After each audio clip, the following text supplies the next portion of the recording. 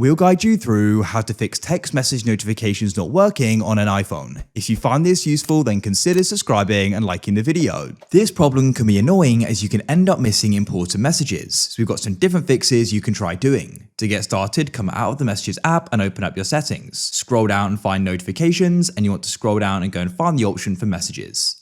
In here, you want to go and make sure Allow Notifications is switched on, and you can go and have these all switched on here in Alerts.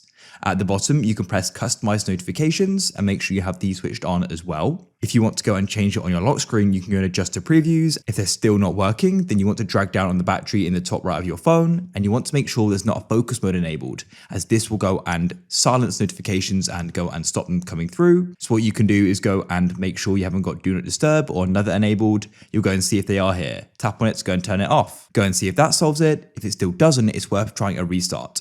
Press the volume increase button, then decrease, and hold down the side power button. Shortly your phone will go black. Keep it held down until you see the Apple icon. Then release and it will start, and hopefully the problem's solved.